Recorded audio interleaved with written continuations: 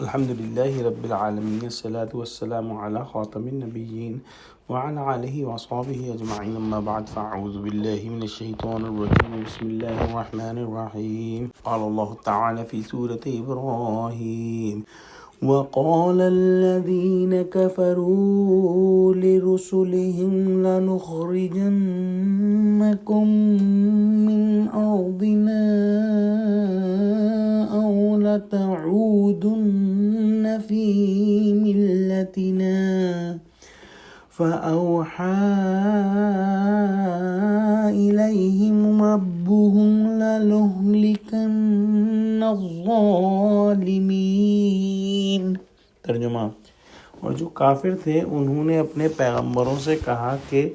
یا تو ہم تم کو اپنے ملک سے باہر نکال دیں گے یا ہمارے مذہب میں داخل ہو جاؤ، تو پروردگار نے ان کی طرف وحی بھیجی کہ ہم ظالموں کو ہلاک کر دیں گے۔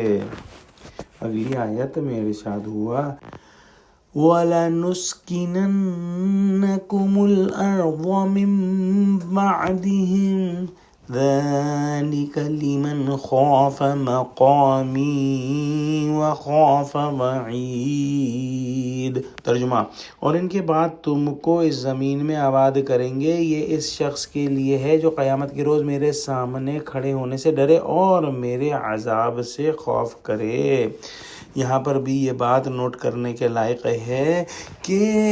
یہ مکالمہ رسولوں اور ان کی قوموں کے درمیان ہوا، گویا کہ گناہگار ہمیشہ سے ایک ہی طرز پر سوچتے رہے ہیں اور کافر ہر دور میں پیغمبروں سے کہتے رہے ہیں کہ تم نے اگر ہماری بات کو نہ مانا تو ہم تم کو ملک سے باہر نکال دیں گے، اور ہماری بات کیا ہے کہ ہمارے دین میں داخل ہو جاؤ، ہمارے مذہب میں داخل ہو جاؤ،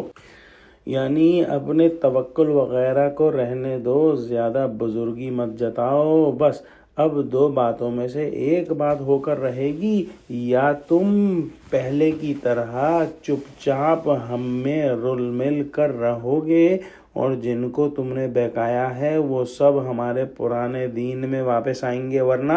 تم سب کو ملک بدر اور جلا وطن کر کے یہاں سے نکال دیا جائے گا۔ اللہ سبحانہ وتعالی نے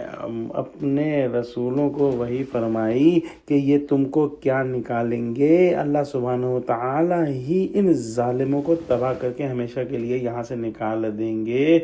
کہ پھر کبھی واپس نہ آ سکیں گے، اور ان کی جگہ تم کو اور تمہارے مخلص وفاداروں کو زمین میں آباد کریں گے۔ دیکھ لینا چاہیے کہ کفار مکہ نے بھی نبی کریم صلی اللہ علیہ وسلم سے ایسی ہی باتیں کی تھیں، اور اللہ سبحانہ وتعالی نے آپ صلی اللہ علیہ وسلم اور مسلمانوں کو ہمیشہ کے لیے عرب کے اندر دائمی تسلط عطا فرمایا اور کافر کا نشان تک باقی نہ رہا۔ یہ کامیابی ان لوگوں کے لیے ہے جو اللہ سبحانہ وتعالی سے ڈرتے ہیں، یہ خیال کر کے کہ وہ ہماری تمام حرکتوں کو برابر دیکھ رہا ہے اور ایک دن حساب دینے کے لیے اس کے سامنے کھڑا ہونا ہے، جہاں اس کے بے پناہ عذاب سے کوئی بچانے والا نہیں۔ اللہ سبحانہ وتعالی نے ہم کو یہ تنبیہات ابھی عطا فرما دی ہیں تاکہ ہم اپنی زندگی کے بارے میں فیصلے کر سکیں کہ ہم جب اللہ کے سامنے کھڑے ہوں گے تو اس کو کیا جواب دیں گے۔ دعا کرتے ہیں کہ اللہ سبحانہ وتعالی ہم کو قرآن کا فہم عطا فرما، ہم کو سچوں سے جوڑے، ہم کو صراط مستقیم پر قائم فرما دے۔ یا اللہ غزہ کے مسلمانوں کی مدد کر، یا اللہ مسلمانوں کو متحد فرما دے، آمین۔ وآخر دعوانا الحمد للہ رب العالمین، والسلام علیکم ورحمۃ اللہ وبرکاتہ۔